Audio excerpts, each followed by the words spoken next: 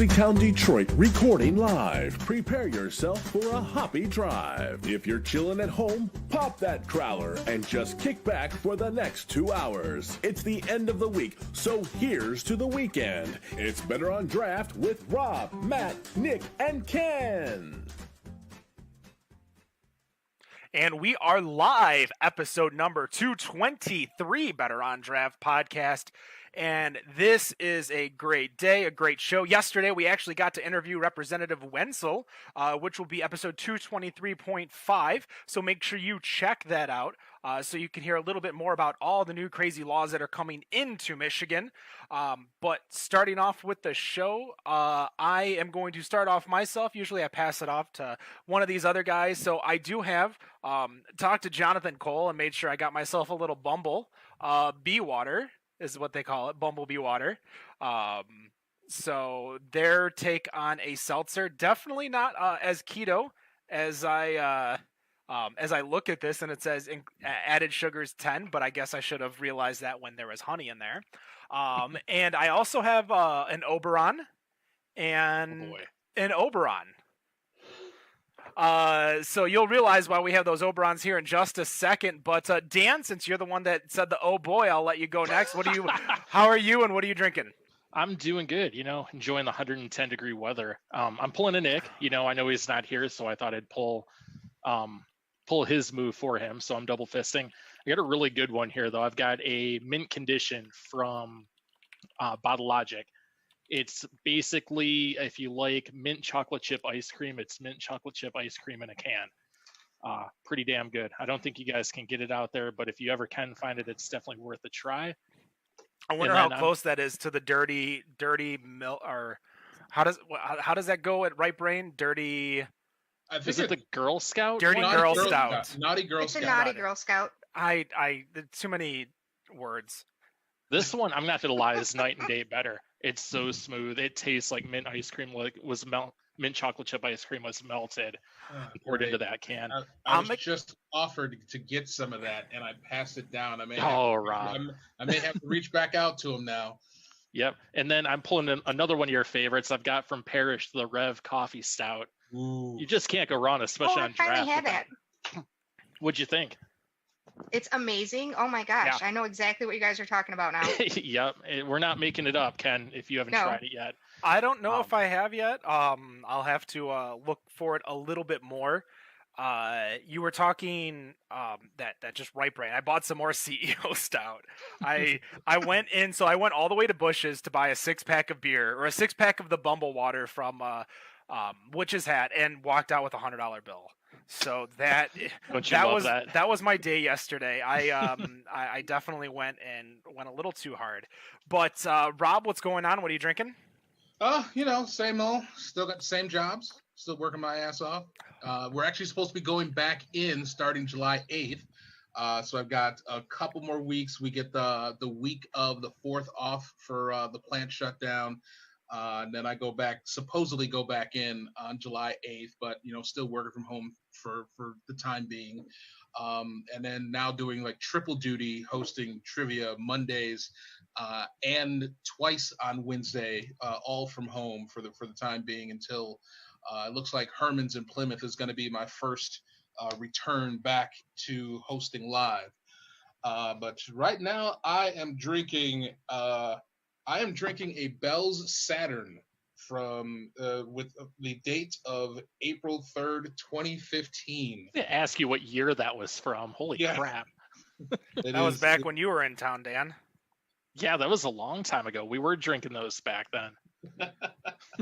Still had a few left, so I'm like, all right, I'm going to crack one open and see how this thing looks. And, of course, it is in the Better on Draft glass.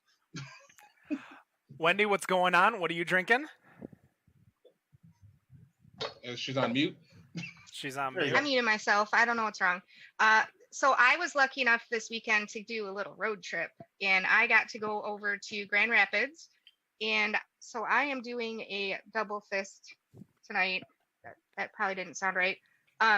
It sounded fine until you said that. So I've got an Easier Storm from Drafting Table and one from City Built as well. I think they're both fantastic beers. I'm not going to lie, I've already had a couple. But I think the whole concept of them working and doing that and then releasing the mix pack together is awesome. So I feel like left out because I didn't pregame as hard as the rest of you guys. But as you could tell, a little bit of a trend here. Me and Rob both drinking Bells. We do have a guest in our remote Zoom studio today. And why don't you introduce yourself and tell us what you do and what company you work for? Sure. So I'm John Mallett. I am the VP of Operations at Bell's Brewery, and I've been brewing beer professionally for 30 some odd years. Been in Michigan for almost 20, sort of leading the beer production scene at Bell's. I love my job. I work with great people. We make great beer. I don't know. I just love what I do. All right, and that's the interview. Thank you so much for coming. Thanks for coming out. Great time. So I guess my first question, which I always ask is, especially with those who have been in the industry for a long period of time, especially prior to the last craft beer bubble burst, kind of in the early 2000s, where did you get your start and how did you get your start? Yeah, sure. So I, like many people, went to college, and when I was in the college, I drank a lot of beer, and I ended up living with a group of guys who are all food and beverage professionals. One of them was actually the beverage director at the Cheers bar. This is in Boston. So that bar, which was called the Bull and Finch. So CJ, he was the beer buyer there. There was a sous chef who worked upstairs, who was a good friend. We lived with him, and then another guy who did food and beverage over at the Lenox Hotel. And so we were drinking. We were all really interested in beer. Like back then, this is probably 85 or so, 84. We always had a keg of double diamond on draft in our kitchen. And we're drinking, always interested in really just goofy beers, drinking all over the place. And this is about the time that the very first breweries started to open up. The craft breweries started to open up in Boston. And I decided I was super interested in this. I was cooking my way through college. And I went to one of those breweries. I got a job there as a sous chef. And then when a position in the brewery opened up, I said, I'll take that. They said, well, you're not really going to take that because you'll make half of what you're making now. I said, no, I'd like to do that. So I went in there and started washing bottles. And within a month, I got hired because the head brewer had left. The assistant brewer took on the job of the head brewer. And within a month, he decided he was leaving. And so all of a sudden it's myself and another guy who are running the brewery 1 month in like 1986. And it was pretty crazy. So that was a place called Commonwealth Brewery, Commonwealth, as they would say there, right next to the Boston Garden, home of the Celtics and the Bruins, all your sports teams there. And I was there for a number of years, and then I went on to go to Siebel Institute in Chicago, which was my first time with any significant time spent in the Midwest. And while I was at Siebel, I remember I was drinking Bell's Amber. It was always pretty interesting beer.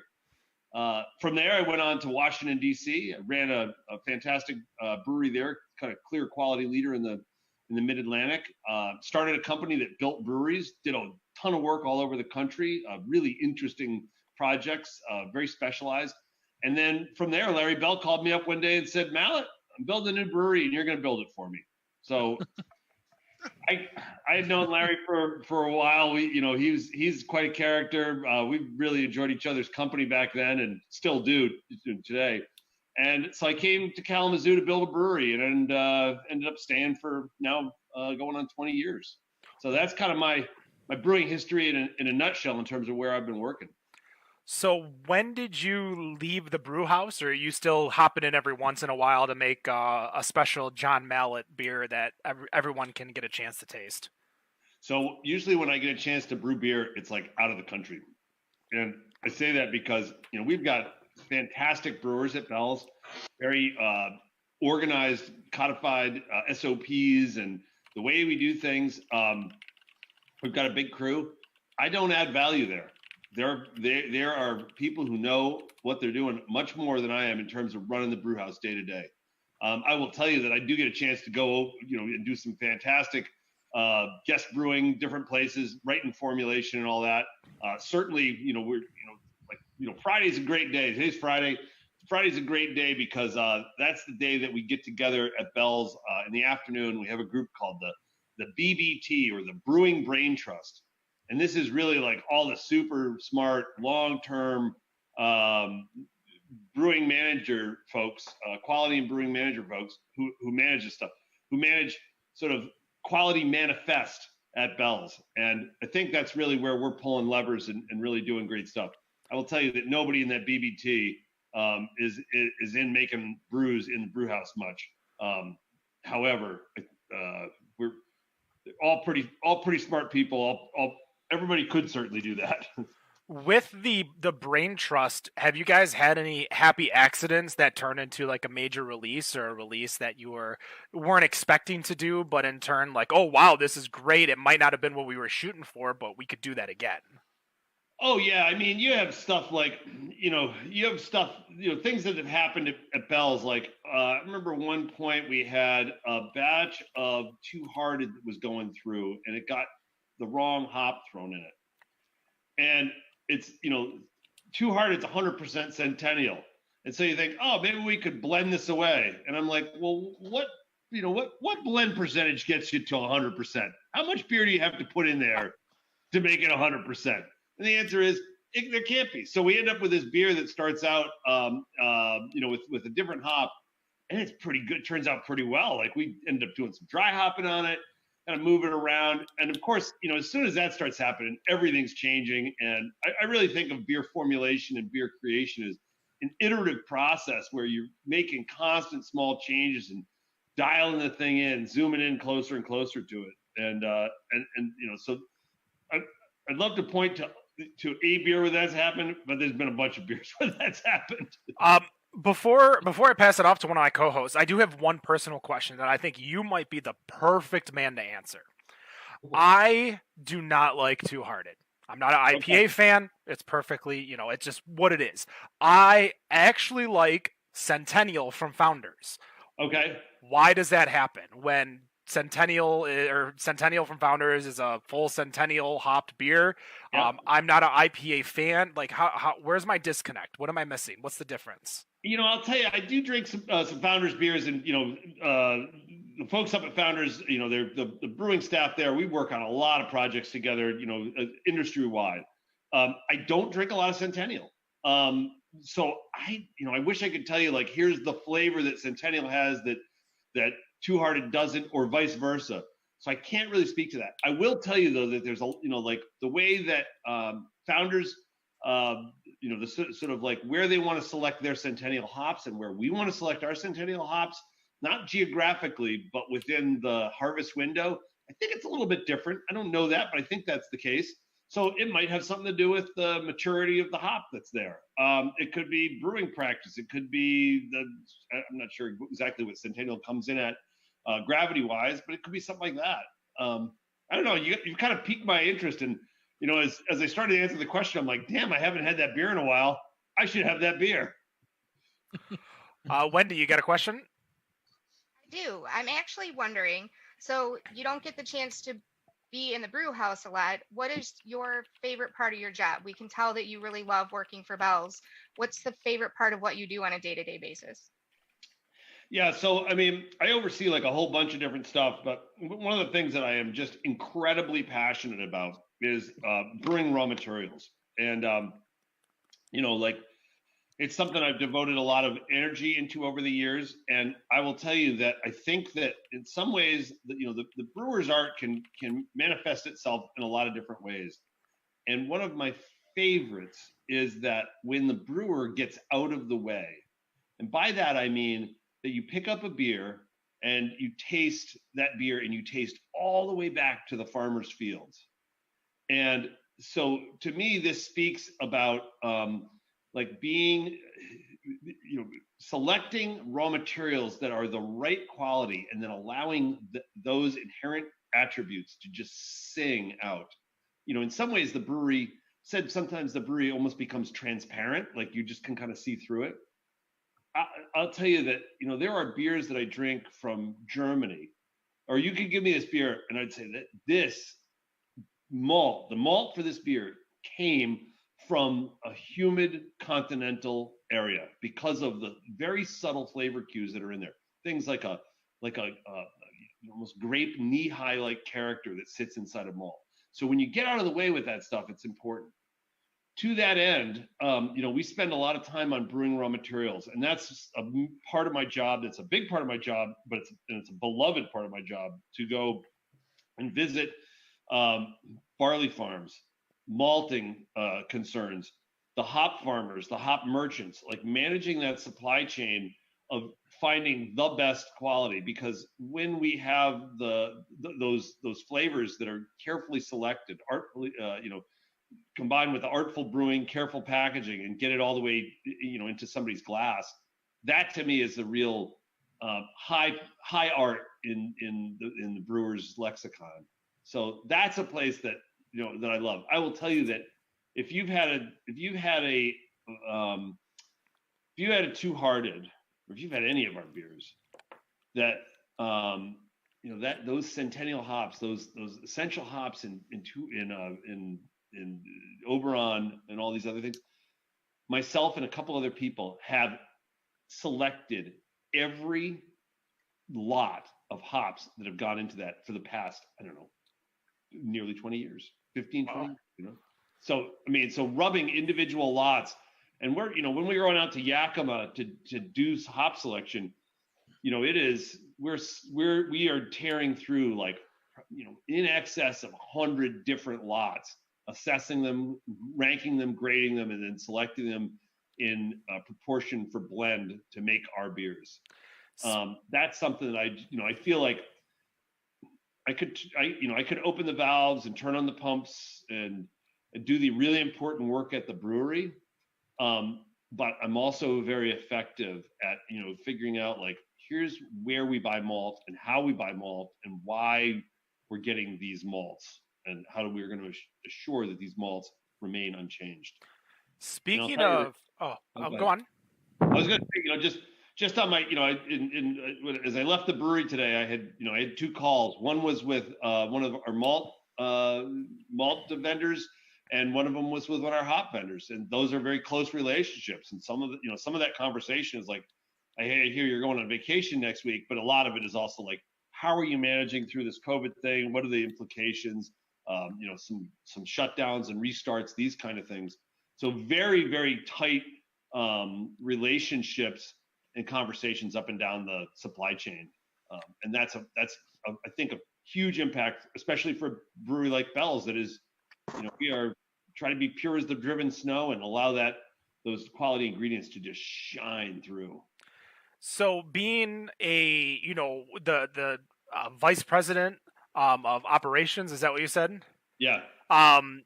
There's something we hear nearly on every single craft beer enthusiast page ever. And I want to give you the opportunity to basically respond to this. And that says that is just looking fucking hilarious right now. What's that? I think somebody knows what the question's coming. We all do. I'm shaking. Shaking right now. So this question is very simple. Why did you change the ingredients of Oberon, and why was it always better the year before? Why? That's not the real question. The real question is that why do you think people say that type of sentence? Because Bell's has stood very strong, stating that the ingredients are the same. Everything it's not changed. Why do you think people still to this day say it's different? Well, we do change it every year just to fuck with people. No. I mean, I love. The great comment is like, this year's batch of Oberon. Like, yes, we make one batch of Oberon. It's like 100,000 barrels, one batch. Woo, a lot of work. I think I can tell you why I think this occurs, and that is that we are interpreting sensory information as humans constantly. Like we walk in, you smell, you walk in a room, you're like, oh, somebody stepped in dog poop, or wow, those roses are just beautifully in bloom, the lilacs are ripping, right? And so, but we're well attuned to identify flavor and aroma. We're not well equipped to identify subtle changes And so if I think about a dedicated Oberon drinker, somebody who, who loves a beer and drinks it regularly, they may go through and, Oberon Day comes, they buy some beer, they're drinking it all through the summer. And then fall starts to come and it's like, oh, you know what? I'm going to lay a supply in for the winter. And that beer, they were drinking that beer through, maybe into November, maybe into March. And then the next year's Oberon comes out and it's different. And this to me is about beer aging. I mean, one would not buy this year's roses, hold on to them, and then next year say, roses smell different this year. Roses are dead from last year. I'm sorry. There's a shelf life on roses and it's expired. So I think, and I'm not saying that beer is getting bad, it's just getting different. But that to me, it's like, it's sort of this heartbeat that occurs on an annual basis, and you try that out. And you say, well, yeah, it's different. Yeah, people absolutely perceive it as different, and I believe that. I also believe that the act of beer drinking is highly, highly influenced by the circumstance at what we're doing. So like whether that is, I'll tell you, some of the most amazing beers that I've ever had have been times when I've been like, on vacation somewhere just beautiful and like, my God, this beer is, my wife and I are just having a great time, and how could this beer be better? Objectively, was the beer better? I don't know. But to me, it was better. Those were great beers. So before I pass it off to Rob, because I know Rob's got a question that he's been itching to ask, Tito Huffman from the chat wants to know, what are you drinking right now? Oh, right now I'm drinking an Incessant. So this is a Bell's beer that we just came out with that is, kind of a little hazy. It's in a big can. That's important. I like big cans. Oh no, that came out wrong. Never mind. Oh, no, it's perfectly fine. It was perfectly fine until you said something. It was perfect. It's just pretty clear that you cannot lie. So I think we're good there. But I guess actually with you bringing up Incessant, that actually kind of pivots my question, because I was kind of thinking about how there's been it will just pretty much say a revolution of hazy IPAs that have come across in this state. Obviously, from Old Nation's M43 to Rogue's Flavorful 5 to, Witch's Hat's this guy. I mean, there's been a lot of hazy IPAs that have been out there. And they've been out there quite a while. So while all of the other breweries have been very fast and furious about putting out these hazy IPAs, Bell's has been kind of, I will just say, patient about putting things like Incessant and Official out there. And I guess I'm curious to just kind of talk about that slower release in coming out with those. And obviously I know that with being bigger production that may weigh into it a little bit, but I guess talk about, bringing Official and Incessant out at, a little later in the game than everybody else. Yeah, sure. So I think about, I was talking to an East Coast brewer who's well known for kind of hazy beers, and he was talking about like the radical new stuff that's going on. I'm like, in terms of making like hazy hop forward beers, we made this beer called Solson back a while ago that was kind of hazy and hop forward, but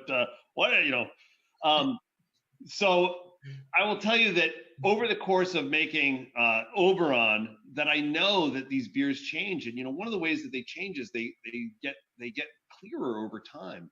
And I think that for the beer lover that is looking for a hazy beer, they're expecting it to be hazy. I mean, it's on the label. It is a very different thing, and I know this as a brewer, implicitly.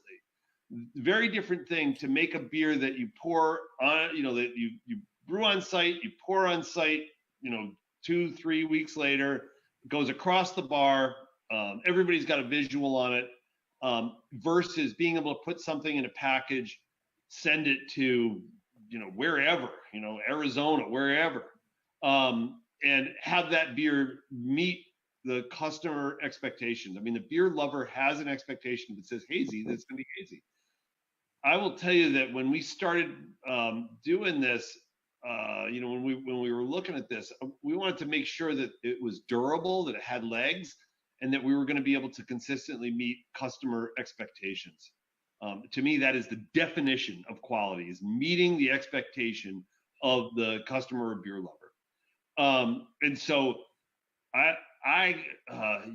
myself and one of the other members of the BBT dug into this a lot, and we were reporting back to the Brewing Brain Trust on a weekly basis on determining how we assure that these beers are going to, be flavorful, fresh, hoppy, and hazy.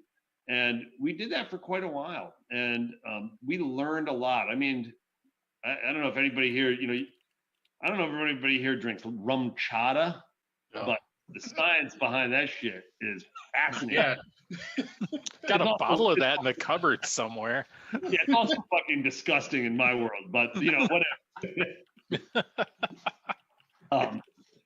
Yeah. So, anyways, see, I digress. So, in terms of we wanted to make sure that when we made beer, that we were going to absolutely meet the expectations of the beer lovers, because who the hell wants a clear hazy IPA? And right. They exist out there. I will tell you, they exist out there. And one way to control it is to be able to sell it from the brewery the day you package it. Mm-hmm. Fantastic model. That's not a model that Bell's can do on a larger scale. And quite frankly, I love getting our beer out there to people all over the place. Well, yeah. Speaking of all over the place, we have someone who lives somewhere else, and that's Arizona. Yep. Dan, glad you mentioned that. What's the before I let you chat with Mr. Mallett over here? What's the heat index? There we go. There's a nice word. The heat index on people and how much they like Bell's out there or not like. There's not a lot of Bell's out here. We get the two-hearted. We get Bell's Brown. I mean, you got Bell's Brown. That's all you need. Well, maybe. We don't get amber, which is actually kind of disappointing. It's the one I would actually grab on a regular basis if I could find it. We get the lighthearted, but other than that, you don't really see too much Bell's out here. You see a lot of other Michigan beers. You see Founders. You see things like M43 out here, things like that. But unfortunately, no Bell's as far as outside of those two or three. All right. Just kind of disappointing. Arizona. Yeah. Anytime you want to send some amber out here, I'll be more than happy to help make that happen. Okay. But I got a question for you. I want to go back to you. You're involved with sourcing all of the malts, the hops, everything like that. How much does Bell's put into sourcing locally versus sourcing from other parts of the country? Do you put a big emphasis on sourcing from Michigan when you can, or where's the company stance on that? So in terms of sourcing locally, I love this. I love the concept of food economies and food sheds. And I will tell you that it is a tough lift to tell somebody in South Carolina that they want to buy this beer because the barley is local in Kalamazoo, right? Like somebody in South Carolina is like, sure, why should I care about that? I also think about functionally what we're looking to get out of our ingredients, our raw materials. We're drilled in pretty tight, and I'll tell you that right now I've alluded to a little bit. I'm interested in raw materials. This will give you a little better sense of where I sit with it. So there's a group called the American Malting Barley Association, and they are the group that sort of stewards the research dollars and determines what barley varieties are going to be acceptable for malting in the United States. Bell's has been involved with that organization for a long time. Currently, I'm the chairperson of that organization. It's another group called the Hop Quality Group. That group is composed of fantastic hop-focused breweries. I believe right now there are 42 of us. I'm president of that. I've been president of it since the inception and founding. I look at what local looks like, and in some ways, all of our ingredients are local in that we buy nothing from Mars, Jupiter, Alpha Centauri, right out. We're all right here. I will also tell you that, Bell's bought a barley farm. We bought a farm years ago. in sort of central Michigan, and we grew barley. And we were interested in doing that for a couple reasons. One of which because we wanted we have a great degree of interest in farming and understanding it and supporting it. And I'll tell you, barley farming is freaking hard. It's really hard. And we learned that, like multiple times, slammed our hand in the door time after time after time, it seemed like. And so I've got a lot of respect and, knowledge gained from, I guess they call it wisdom, right? When you get the knowledge from bad experience. Yep. So, are we involved with local farms? Absolutely. I think about some of the local hop concerns and local barley and malting concerns. Absolutely, we're involved, but it's not something we are leading with. I'll tell you, if you're drinking too hard, there's local hops in that. Oh, Good to know. Rob? All right. I did have another one as I'm sitting here drinking, a roughly 5-year-old bottle of Bell's beer. Although, to be fair, I mean, 2 years ago when I had one of these, everything just felt like it was all falling apart, and I just really was not sure what I was going to expect when I opened this. And a 3-second reminder what you're drinking again. I am drinking a Bell's Saturn from the Planet series, which of course came out a few years ago. We'll say it. Should I go half a decade ago? Should I run downstairs and grab one and join you? I mean, if you want to during the break, you sure can. I mean, and actually, like I said, right now, I can still taste the barrel. But I think when I first got this, it was more barrel forward than it was barley wine. And now it feels like the barley wine has really taken over. And I am a huge fan of barley wine. So this is definitely has always been up my alley. It has kind of loosened a little bit. So it's not as potent and like have that kick that I'm used to. Yeah. But the one thing I was thinking of is that obviously with the Planet series, it was your set of beers that was inspired by the Planet. So a orchestral piece by Gustav Holst. And then now you have the Leaves of Grass, which is inspired by poems for Walt Whitman. Where does that inspiration come from to make beers to be inspired by these things? It is 100% from the very fertile mind of Larry Bell. Larry is very well read. He's super creative. He's intensely beer focused. And, when he pulls these things together, like, here's this thing I've been thinking about. By the way, he's been talking to us about another project that's overwhelming in scope and really cool. But to say, like, here's what I'm thinking, and this one, tastes like this. It's got these elements. It needs this much, smoke malt, whatever, wherever he's going with it. And bringing those things to life is really super interesting. We've got one of the people I have the honor of working with is just an incredibly talented formulating brewer. And for him to be able to take these and to drive them to success really shows a mastery of the brewing art. But absolutely, the genesis of these and the intent comes from Larry.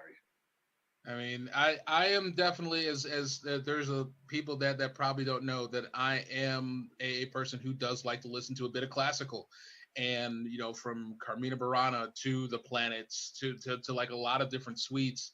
And one of those things that some of the people in the beer world were basically saying was you should get the whole set and then drink the whole set while listening to the Planets at the same time. There you go. Obviously, I have the whole set. But I have not done that yet. And obviously, we're talking about beers that are 5 and almost 6 years old. So they may not actually have the flavor intense that is going to go with the sweet. But that Saturn's already kicking in at 11.5 too. Yeah, so you're going to be on your ass by the end of it. Who are you talking to? And I'm gonna guess that Mars, the hops on Mars may have faded just a titch over Just time. a tad. And that's the part that I worry about, because Mars, like the bringer of Mars, that is like my favorite portion of the whole suite. Yeah. So it's like I don't want that beer to fail in that portion of the suite. But maybe Mars is being brought on Mars's shield. Yeah, true.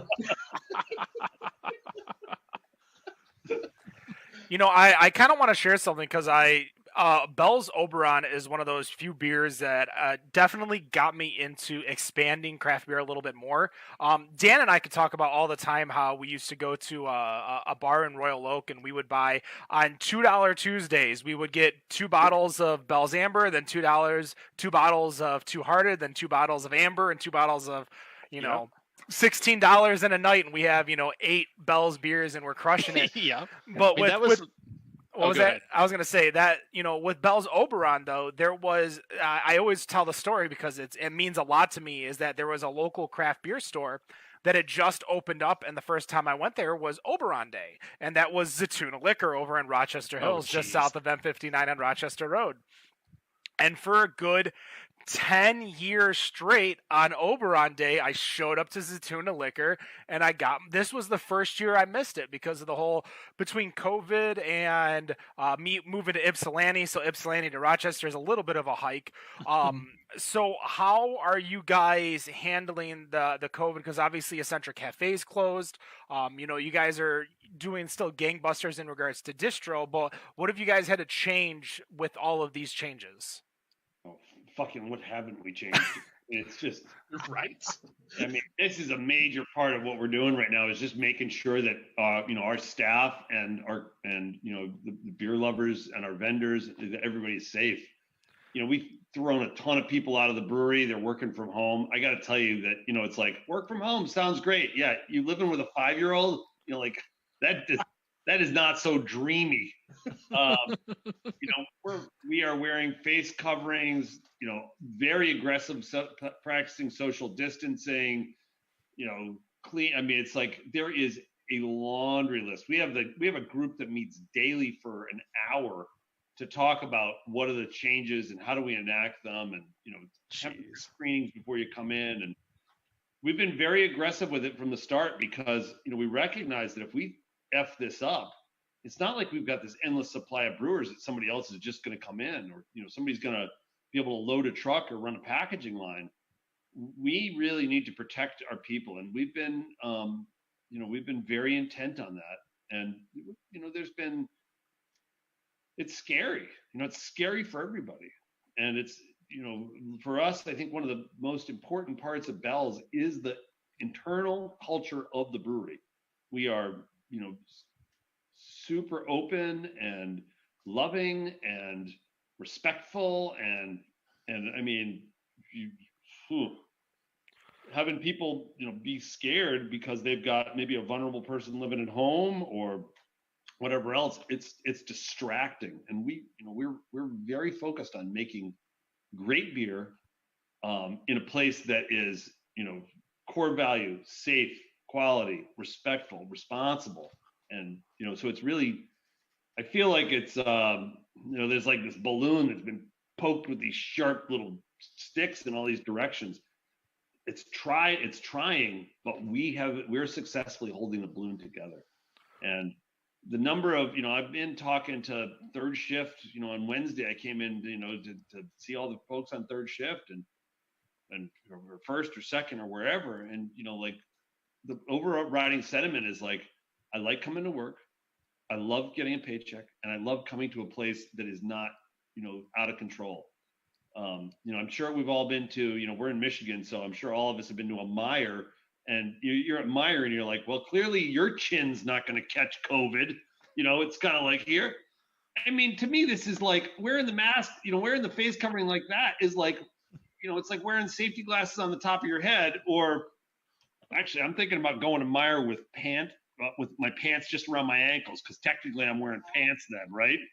The fleshy protuberance that's just kind of hanging out there, like, no problem. I'm safe. You're wearing your pants. That's all that matters. The sign says no shoes, no shirt, no mask. So I mean, why even bother with wearing them on your ankles? You might trip. That's a hazard to you. That's true. It doesn't say no pants, so you don't even have to put them on. I don't want to see anybody's fleshy protuberance at the Myers thing, okay? No, the masks that are not covering the nose is like just like you look at it and like seriously, dude, it I does see it all the look like time too. You're It makes basically no wearing sense. your pants. Like, Yeah. all look like, yeah, can I help? Yeah. Yeah. Got my mask. You're like, put your mask on. Oh, no, sorry, it's our family show. What is happening? I was gonna, after the whole COVID thing, I had a question about levity, but we fucking went so far past levity. I want to know, minus Bell's beer, when I open up your fridge, what am I gonna see, beer wise? All right, so right now inside my fridge, my one of my kids goes to college out in Colorado, and he got ripped back from there, and we had to go back and clean out his dorm room sort of last minute. He's in Fort Collins.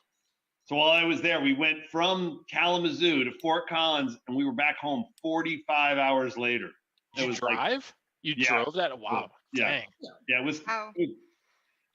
It was quite a shot. But while I was there, I had the opportunity to social distance inside of a parking lot, and my great buddies over at Odell's. We did like a little prisoner exchange of beer. Got some awesome Odell IPA and a couple of other their beers in there.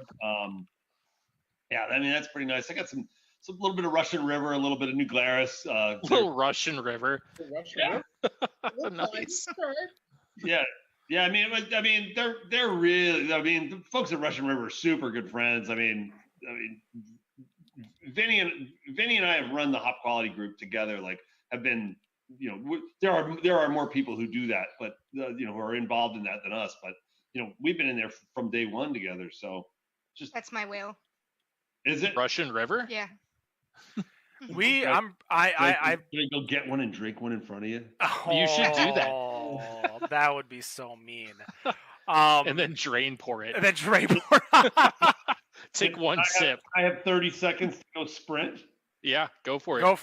Go for it. While he's sprinting over there, let's cover The all of chair our is bases. still spinning. Don't forget to go check out North Center Brewing over in Northville, Michigan. I think this first segment's going to run a little longer, which is perfectly fine. We're having a great time here with John. But go check out North Center Brewing, Northville, Michigan, south of Baseline Road. They are open.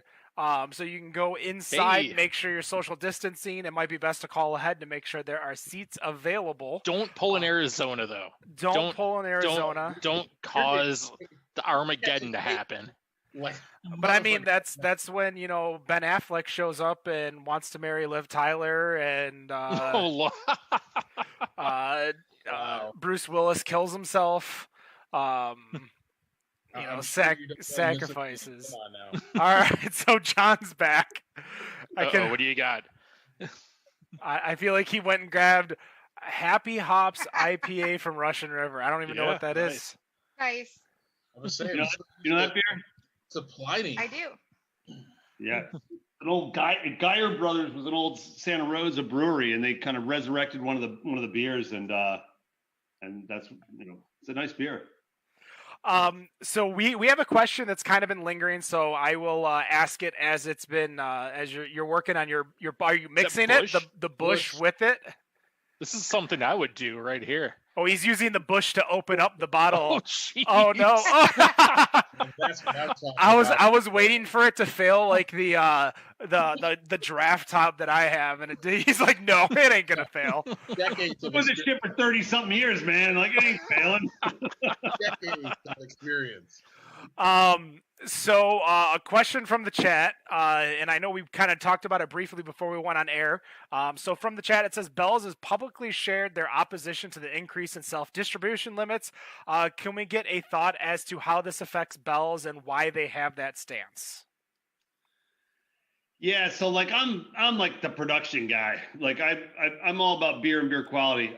This is on the distribution side. My avid co-conspirator Matt Moberly, he would know a lot more about this. He's VP of Sales and Marketing. I will also tell you that Larry Bell is very intently involved. I think that we at Bell's have worked with our distributor partners for a long time, and we were successful and have been successful, continue to be successful under, sort of like in the existing paradigm of distribution. I think that distribution adds incredible value. Like those, they are our partners. In terms of the like why we would oppose that or not, that's not a question for me. Like I don't know that. And it's not one that I'm like, I got enough stuff on my plate. I don't need to go there. So do we know any of your beers? Anything that you've created within your 20 years at Bell's? I think all of our beers are sort of iterative and communities. And I think about this from the, when you look at the summation of the beer, it is, raw material selection. It is equipment design, procedural development, the formulation of it, this much of this much of that. What's the fermentation what are the fermentation characteristics? So temperatures and times and how the beer is treated. How do we actually get it in the package and what package are we putting it in? And these are all sort of like individual pieces that need to come together to make a beer. So in some ways, like we could write a recipe and say you put this much of this in and that much of that in, and I could make vastly different beers if that was the only piece I had. If that was the only piece of information that I had, I could take that and make very, very different beers. I mean, like you're drinking this. We're talking about the series there, and the time that's in package super affects the flavor of the beer. Right. So is that part of the formulation? Like So is there one that you're most proud of being a part of? I would say, if I was going to say something, I would say Two Hearted. Absolutely. I mean, that beer has shifted, like when in the initial place that beer started and how we refined it. And some of that is that there was this big target, like all of this Two Hearted could be anywhere in here. And we refined that, and like everything from the way that we are, the malting partners that we're using, and the percentages of those specific malts that we're using, and how we drive those malts. To me, this is the brewer's high art, is to be able to have control of that. And I'll tell you that, if you're brewing a recipe that says use 10 pounds of pale ale malt, that's interesting. But I think far more interesting would be to say, use 5 pounds of malt the barley has been sourced of this variety from these regions, and that it's treated in the malt house in these ways. Like, here are the drying conditions, that how much is pushed. And it even, the variation year to year in that barley supply. So how are we going to react to that to make sure that we have something consistent in color, in flavor, in extract? These are the things that I think really define. To me, great beer is consistent beer, and to be able to have the mastery of that, to be able to hit that time after time, is really important for me. So again, that's not the work of like a person. I mean, you could be a person doing that in a small, in a very small brewery where you individually are doing every single thing, but that's not, to me, that would be interesting, but it would be it's not as big a challenge. And I like challenges. I like being able to get great beer to a broad swath of beer lovers, and to have that consistently, have it be consistent and excellent. That's something that's driven me from the earliest inception of the brewery. I will say that no matter where I go, and I like to travel for beer, it amazes me, because I remember when Two Hearted first came out, that I can always count on a Two Hearted to be there. No matter what size bar or what country I'm in, you can find Two Hearted. I'll tell you, that is the highest praise that I could, more so than you made an amazing beer once. I don't give a shit about that. It's being able to do it consistently. Yep, you can always count on it. sure. Dan, you got any more questions for this gentleman? Not really. I do want to say earlier, though, I started to bring it up before we went on to a different tangent. You were talking about what we were drinking earlier. In all honesty, the first craft beer I ever had, now what we're talking about, is Bell's Two Hearted. Before that, I was a malt liquor kind of guy, drinking 40s, King that sort of Cobra. thing, drinking King Cobra like it was water. It's funny because at that bar, we used to hang out at a bar in Royal Oak. That's the first place I ever had my first craft beer, and it just happened to be the Two Hearted that Ken bought for me. So that just kind of gives you the. Wait, you're like 30 years older than me. How did I introduce you to craft beer? I was drinking 40s before that, man. I was It happens. watching.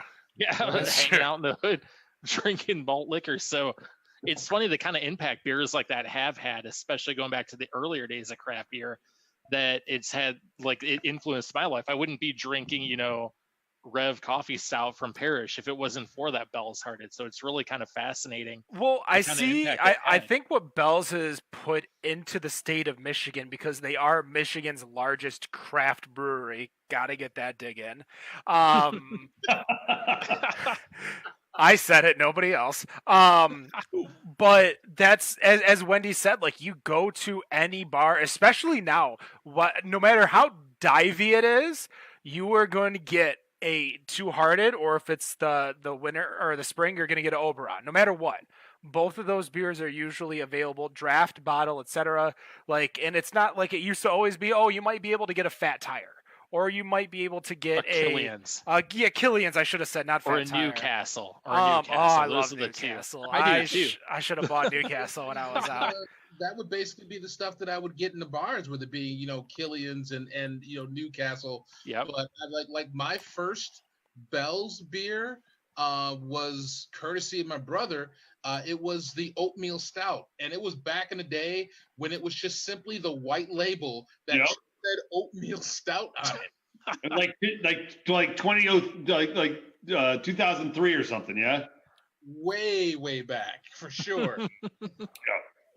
What do you want to see yourself doing 5 years from now? Do you still want to see yourself at Bell's? Do you want, what do you see yourself doing in 5 years? This is like a terrible interview question. I'm interviewing you for a job. Where do you see yourself? No, but you've been in the industry for a decent amount of time. When do you feel like you're going to be hanging it up sometime soon and just living off of everybody? No, okay. No, absolutely not. I mean, I love what I do. I've loved what I've done my whole career. I think that's an incredible gift to have that opportunity, to have a job that I'm excited to go to every day. I'll tell you, my job is different today than I thought it was going to be in January, but it's still exciting, and it's still great to be able to make sure that we're getting great beer out to people who are kind of needing it at this time of in these super crazy times. I've always had a really strong attraction to education. My whole family are sort of university level educators, and was the black sheep to go into something where you made something. And so that education piece has been very important my whole time. I'll tell you, there's nothing better for me than educating a young brewer, teaching about quality or something else. And I've had that opportunity. I taught at Siebel for 25 years. And that's been fantastic, to be able to influence the development of the beer culture, the overall quality of beer that we make in the United States, for that time. It is my absolute hope that I continue to do that. I work with an incredibly talented group at Bell's, and I look to support that group for as long as I'm useful there. And are you guys still you're still partnering with Kalamazoo Valley and Western Michigan? Is that still going on? Yeah, so to a little background on that. So Kalamazoo Valley Community College and Western Michigan have a kind of a joint brewing program. We developed a internship through that in partnership with them, where one of their students would come in annually and be paid to come to Bell's for a year and to learn and to do some project work and to work in brewing. And this year we've suspended that because of the COVID stuff. Absolutely, our intention is to have that back, and we've got a bunch of people who've gone through that internship program. We were actually pulling one person internally at Bell's and one person externally from KVCC, and in many times many cases people were both at Bell's and going through that program, and like great, but we were bringing sort of two people into the program every year through that, and really giving them a holistic sense of what it how the whole brewery works. That's very important to understand that that although you may master your area, there's an area upstream and downstream and next to you supporting it. So yeah, I'm super psyched about that program. That's a solid program, and I absolutely love supporting it. So we are wrapping up, but I kind of want to give everyone a final chance to ask any more questions. So I'm going to start off with Dan. I'm going to actually go run. This little fridge right here is filled with beer. So I am going to go grab an Oberon while Dan asks this question. All right. So I know you're not really into brewing anymore. It's been a while.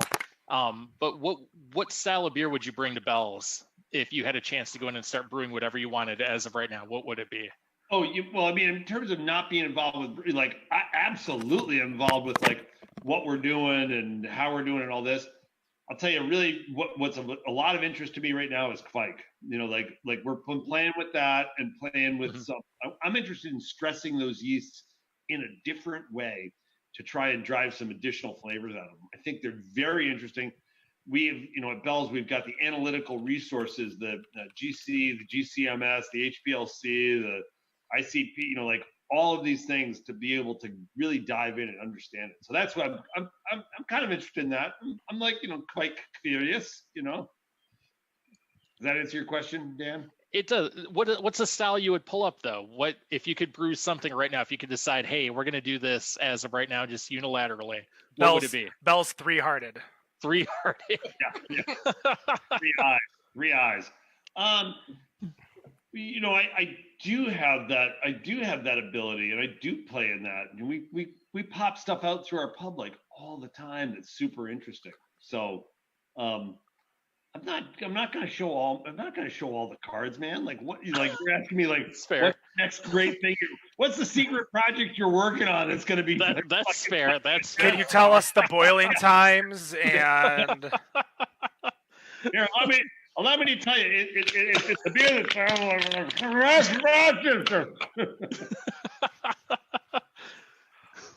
Wendy, you got any more questions? Yeah, so mine isn't exactly about the beer. It's more about the culture of Bell's. Yeah. So one of my favorite events in the entire world is Eccentric Day. So I'm just wondering, one, do you attend Eccentric Day? And what is one of the favorite costumes you've seen?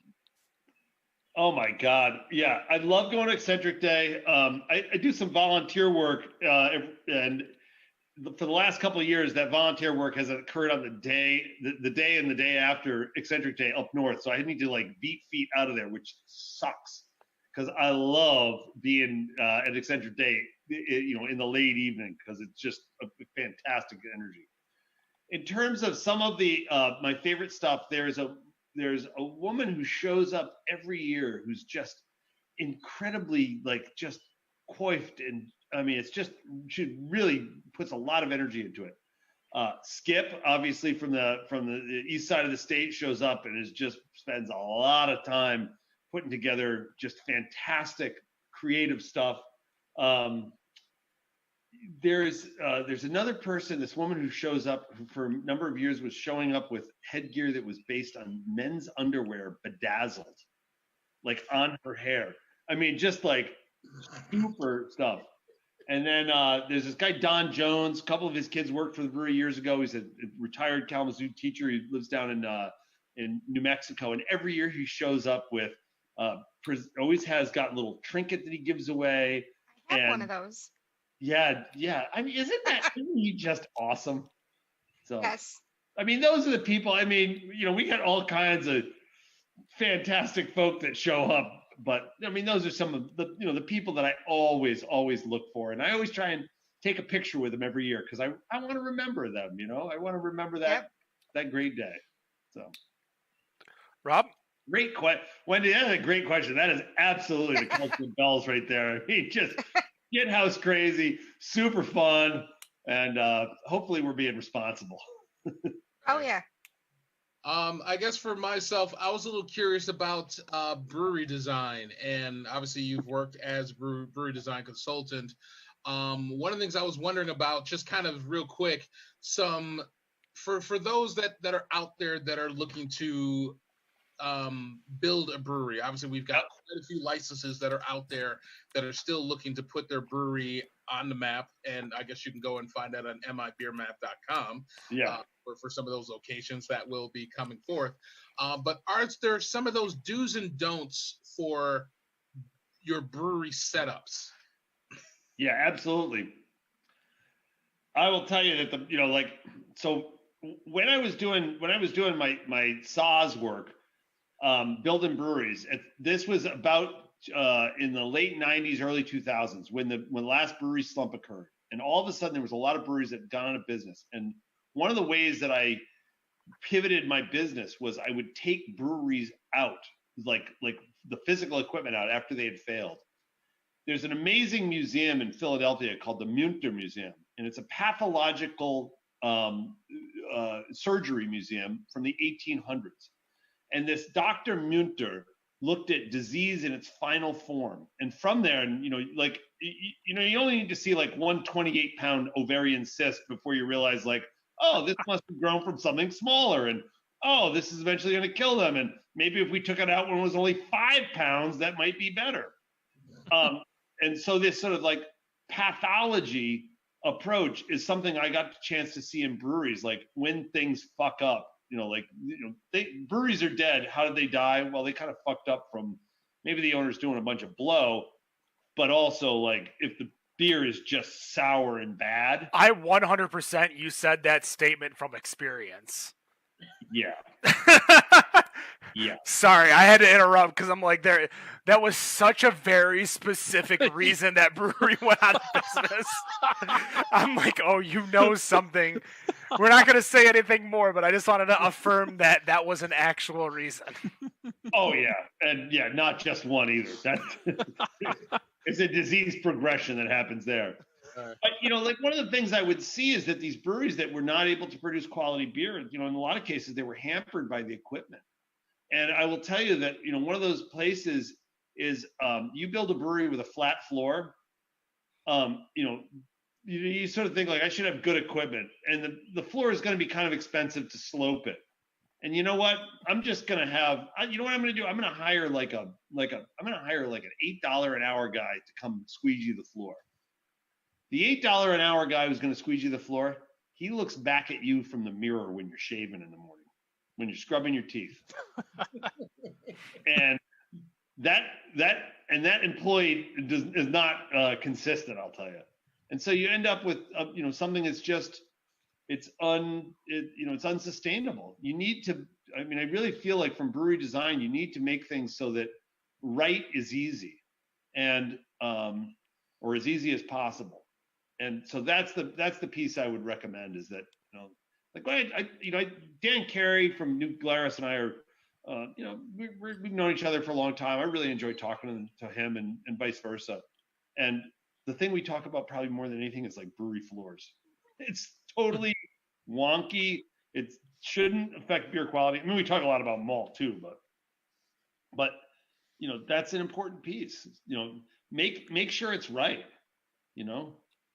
That's how you build a lasting and long-standing business, I think. So I know you have your hands full right now, but I am going to institute a challenge once things go back to normal, because I think there is a job for you of a brewing equipment that needs to be released from its building.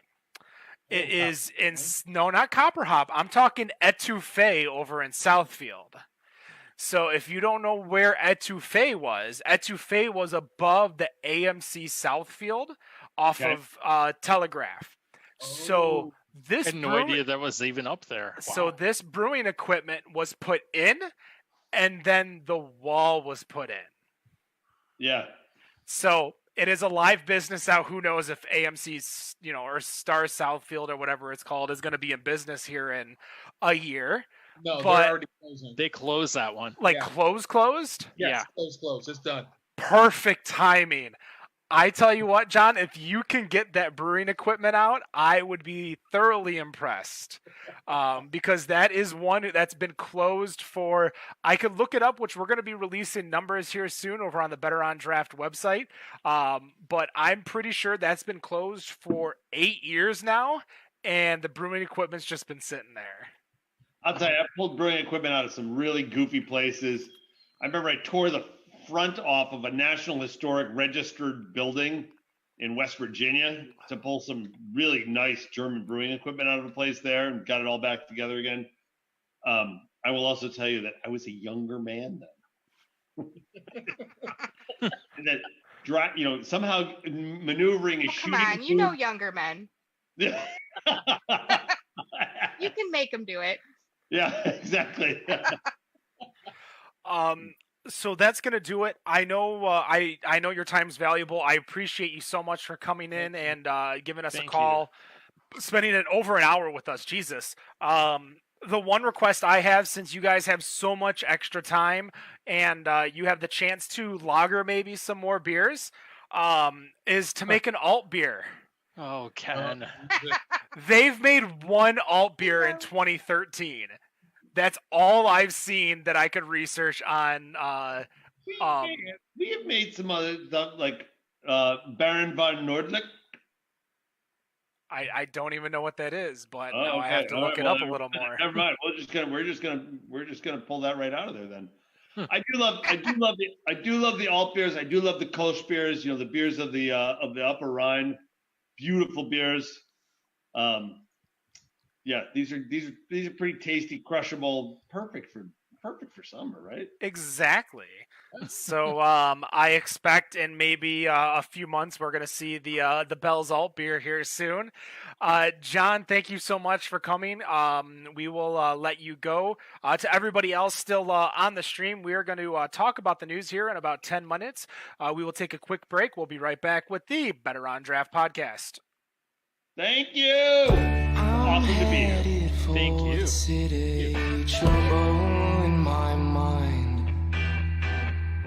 I'm way too young and pretty for things to be unkind. Time is all we have now, so let's make something while we can. I'm headed for the city, make me start again. Conversation now and then, gotta go, gotta get it. Don't make things go south, baby. Oh, oh, oh, oh, oh, oh, oh, oh, oh, yeah. Oh, oh, oh, oh, oh, oh, oh. I'm headed for the city, see what I can unwind. Always gotta start it to dictate, make it in this life. Time is all we have now, so let's make something while we can. I'm headed for the city to make me start again.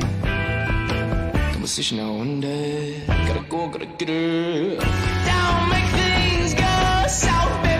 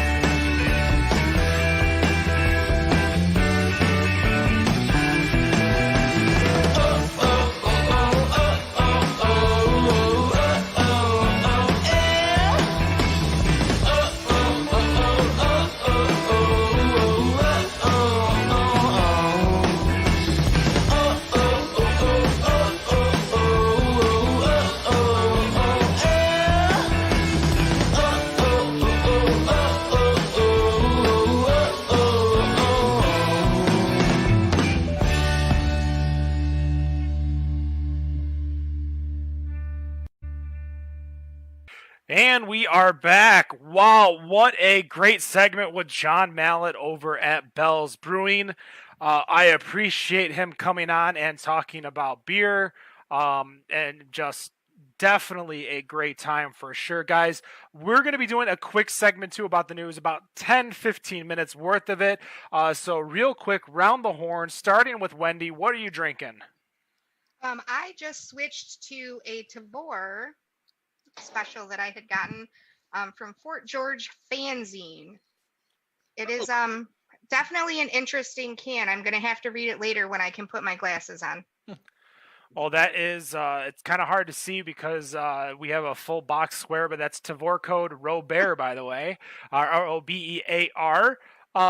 Speaking of Robert, Dan, what are you drinking? Oh, hey.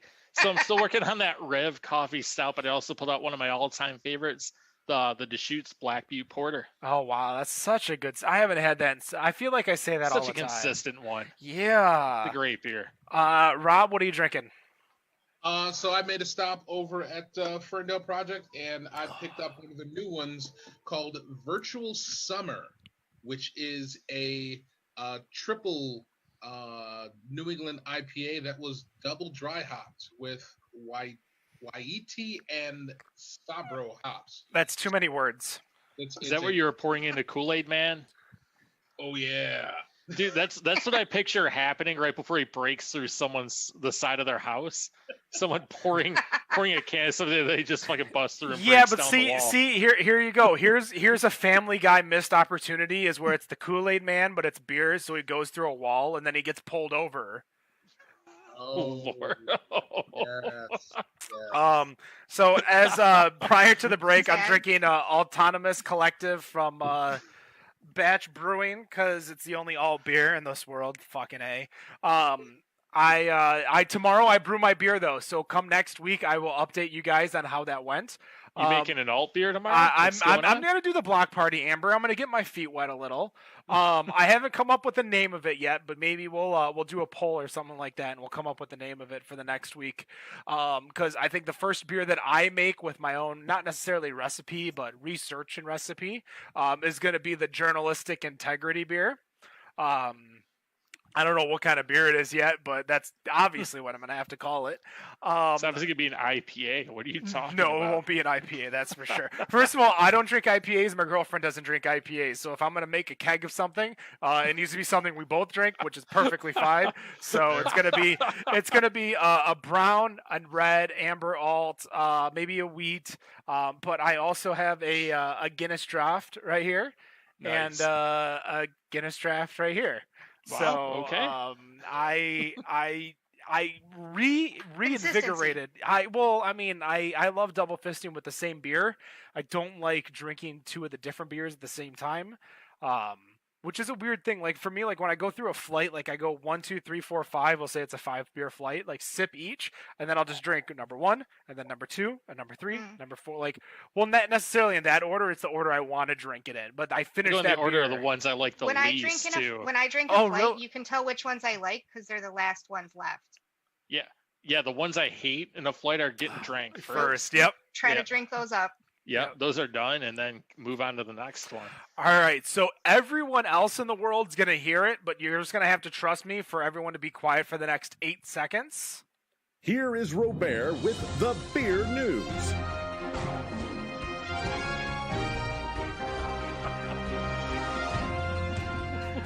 So he might not be able to hear it, but that was the Robert Beer News drop. It's the only thing I could think it would be. I'm like, I'm gonna take a shot. Screw it. That's what it is. All right. So I guess really a couple things that that I was coming across. Actually, one thing for some of the people who are local in the Metro Detroit area. One of our breweries, friends of ours at 734 Brewery, is looking for a new brewer. So owner and friend of the show, Brian Jones Chance, which was on a show way back in November of 2018 on episode 152. You don't have to look that up, Ken, because I already did. They are looking for a new hire, and they are looking to interview as many people of color and women as possible. So if you are interested in becoming a brewer for 734, you can reach out to them. There is an email address to C-Suite, C-SUITE, like C, in a suite hotel room, at 734brewing.com. That'll be in the show notes too.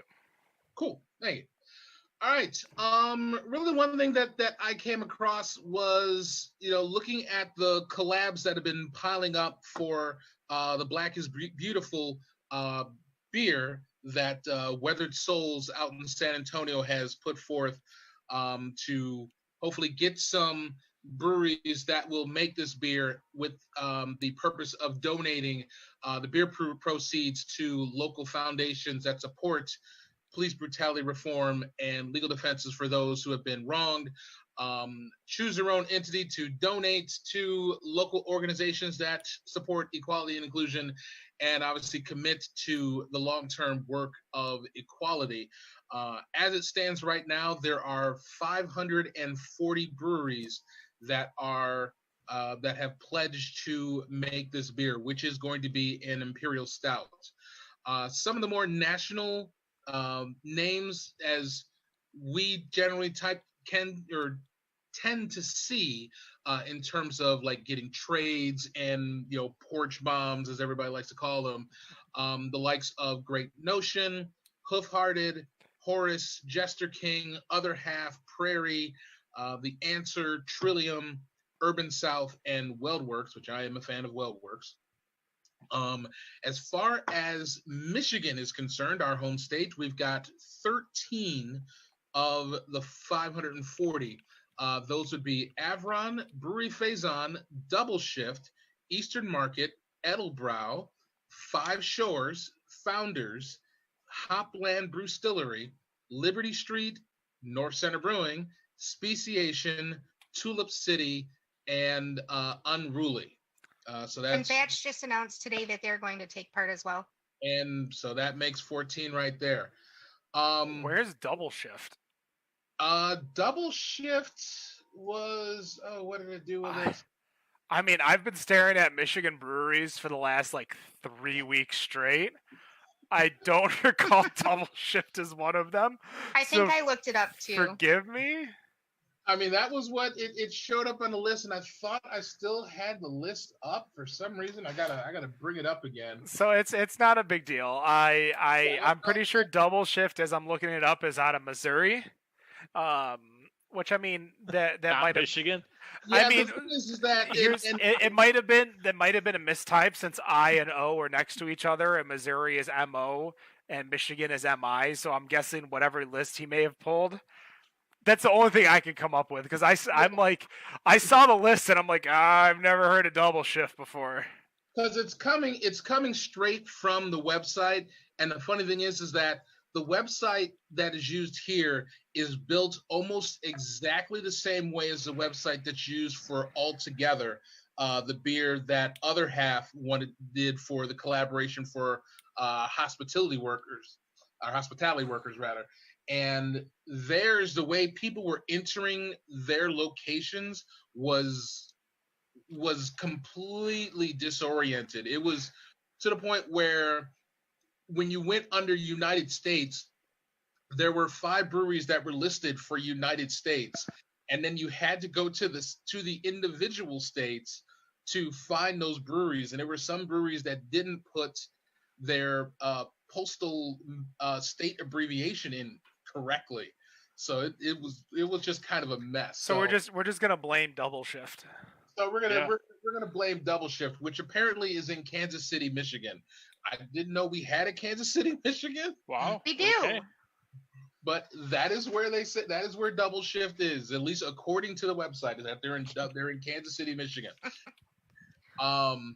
So in looking at the list, I guess I'm just kind of thinking, in a perfect world, I'd love to see all of the breweries making this.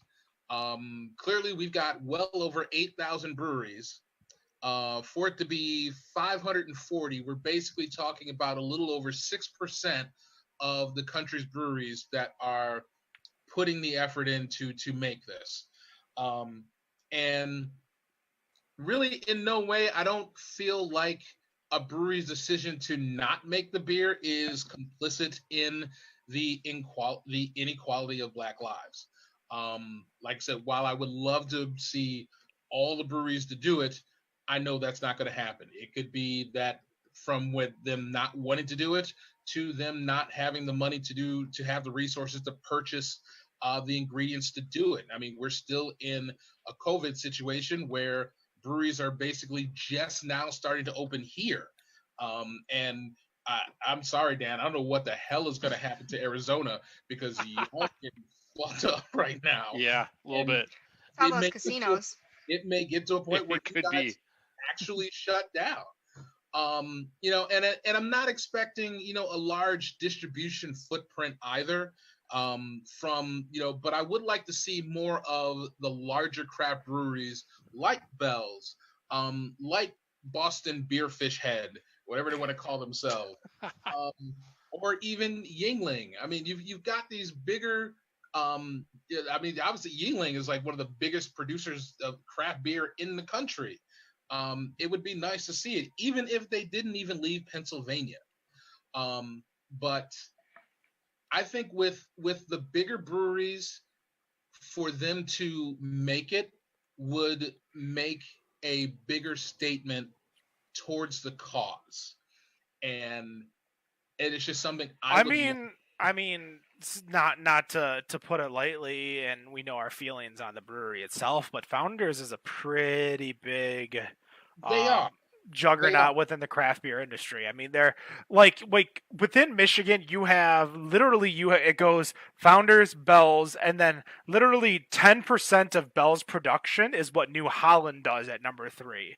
So when you go Boston Beer Co. Yingling, number 3, whatever it is, Sierra Nevada, or whoever the third largest craft brewery is in the state, like Bell's and Founders, saying Founders is still craft at the time, are still in the top 10 with what they're doing. So it's I agree, but I would not sell it lightly with what Founders is doing within it, especially with Founders history.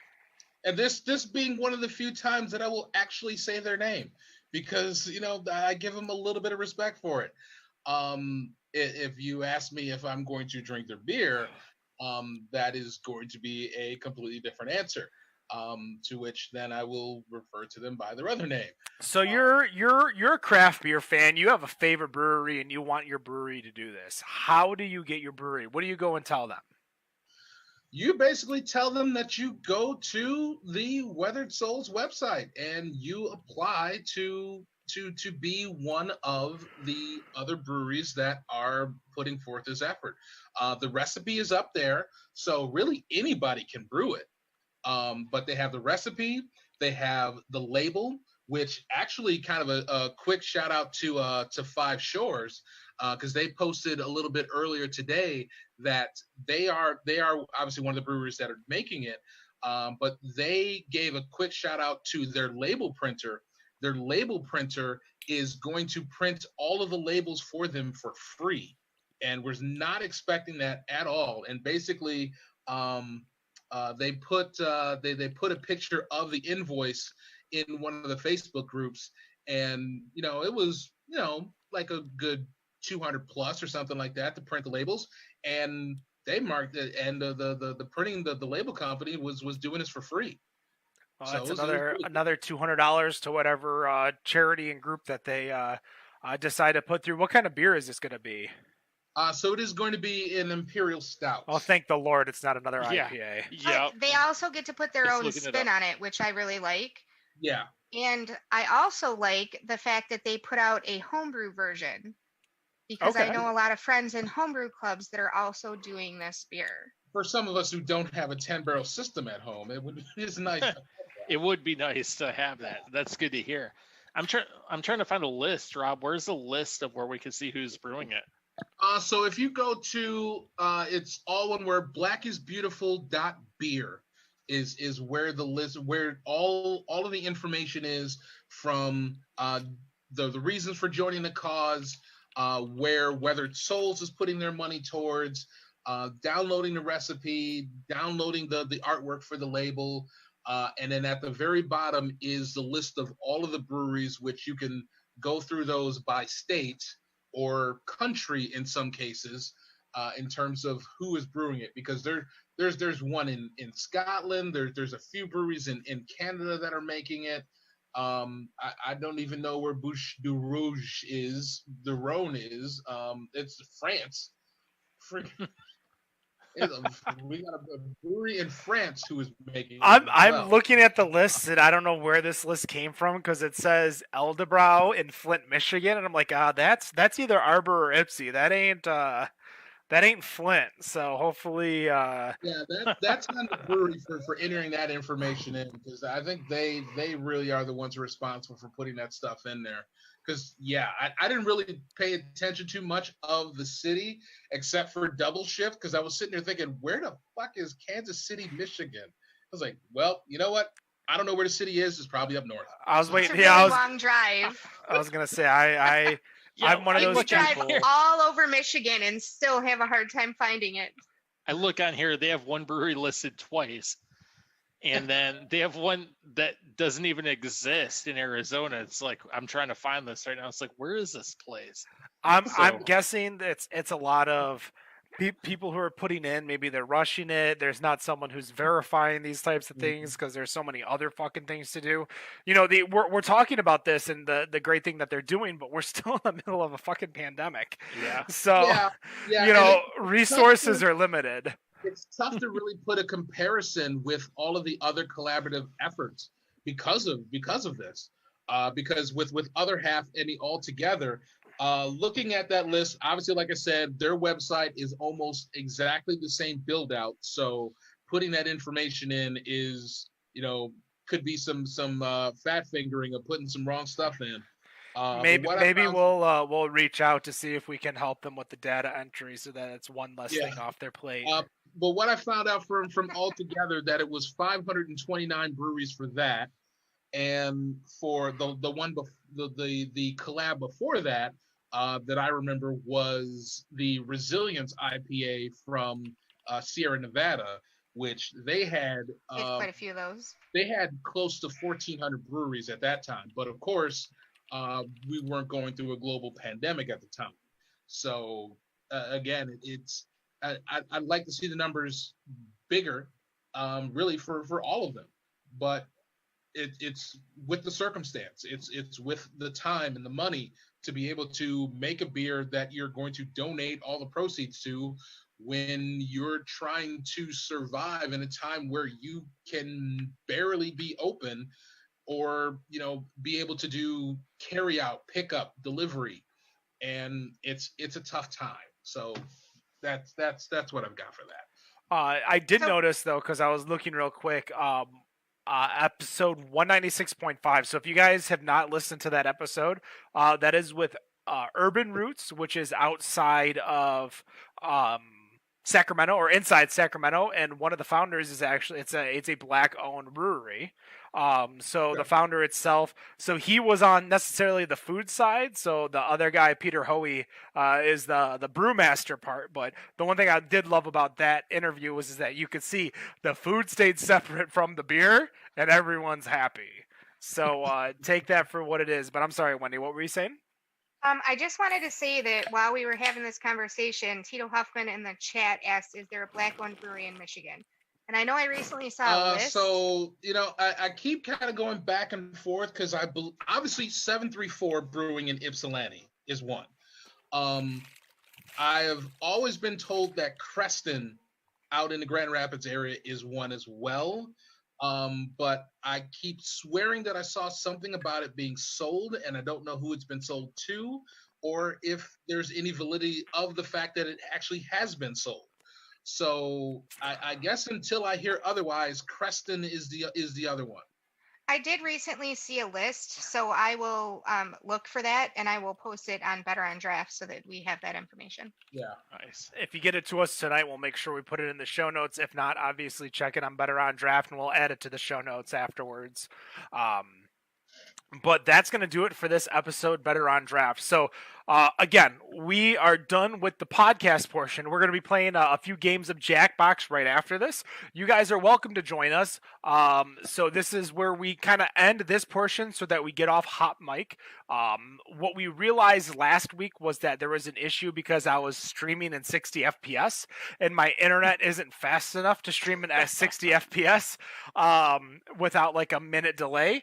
So I dropped it down a little bit. I dropped down a few things. So this is going to be a few week testing as we kind of get this straight, but I did drop it to 40 FPS, and I believe I also changed the spec ratio a little bit. And when I was watching it, how our stream goes, it wasn't having too much lag. So stay tuned to the Better on Draft Better on Draft Facebook page. You can like us, Better on Draft Facebook, Better on Draft Twitter, Bod Podcast Instagram, betterondraft.com is all of our information. You'll see our kill shots and everything like that in there. What I'm actually doing is trying to see if I can see, and the website that I went to, which is porchdrinking.com, does not have anything for Michigan in regards to black-owned breweries. So hopefully we can either resolve that or figure that out. Stay tuned for more details, including our interview with Representative Wenzel about all the laws that are changing, including the fact that as a freshman rep, it's her name as one of the big, like the top billed names for this bill. So check out that interview. Great interview. She is a huge craft beer fan, and she couldn't stop talking to us about her love for ArcLight, including their sours. Kindred. Oh, terrible. So Man, again, I wish I could have got up work in time. So stay tuned. Again, we're going to go right into Jackbox right after this. It's going to be about a 5-minute break for everyone to use the restroom, get beer and everything. So no matter what you think of your beer, we think it's... Hold my blunt. Oh, Jesus Christ. I forgot all about that. Still funny. Did you? Better on Draft. Have a good night. Peace.